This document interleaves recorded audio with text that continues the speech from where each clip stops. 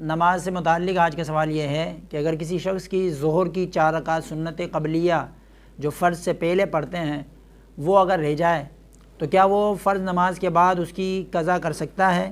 یا نہیں، اور اس سنت کا چھوڑنے والے کے لیے کیا حکم ہے، اور اگر اس کو چھوڑنے کی عادت بنا لی جائے تو اس کے لیے شرعی حکم کیا ہے، اور اگر کسی شخص نے ان 4 رکعت کی نیت باندھی اور 1 یا 2 رکعت ہی پڑھی تھی کہ فرض نماز کا وقت ہوا، جماعت کھڑی ہو گئی تو اس نے ان 4 رکعت پڑھنے کے بجائے 2 پر ہی سلام پھیر کر فرض نماز جماعت کے ساتھ شامل ہو گیا، تو اب اس کی یہ جو 2 رکعت ہے کیا یہ سنت کہلائے گی یا پھر اسے دوبارہ وہ 4 رکعت دوبارہ فرض نماز کے بعد پڑھنا ہوگی، اور فرض نماز کے بعد اس کو پڑھنے کا طریقہ کار کیا ہوگا، کب اور کس طرح پڑھی جائے گی؟ ان تمام سوالوں کے جواب علماء کرام مفتیان نظام نے بالتفصیل اس طرح دیے ہیں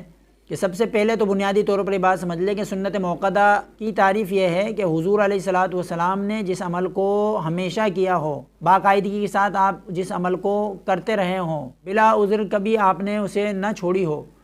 تو یہ سنت موقدہ کے حکم میں ہوتا ہے، اور اس سنت کو چھوڑنے والا گناہگار ہوتا ہے، اور اس کو چھوڑنے کی عادت بنانے والا آقا علیہ الصلاۃ والسلام کی شفاعت سے محرومی کا مستحق ہو جاتا ہے۔ حضور علیہ الصلاۃ والسلام کی سنت لازم ہے۔ حضور علیہ الصلاۃ والسلام نے خود حدیث میں ارشاد فرمایا علیکم بسنتی، کہ تم پر میری سنت لازم ہے، اور ایک اور حدیث میں ارشاد فرمایا من رغب عن سنتی فلیس منی، جس نے میری سنت سے اعراض کیا وہ میرے طریقے پر نہیں رہا۔ لہذا سنت موقدہ کا پڑھنا یہ لازمی ہے اور ضروری ہے، کیونکہ آقا علیہ الصلاۃ والسلام نے یہ عمل ہمیشگی کے ساتھ کیا ہے۔ اور پھر سنت موقدہ اگر رہ جاتی ہے تو پھر وہ فرض نماز کے بعد جو ہم 2 رکعت سنت موقدہ پڑھتے ہیں ان 2 رکعت کے بعد اس کو پڑھنا ہوتا ہے،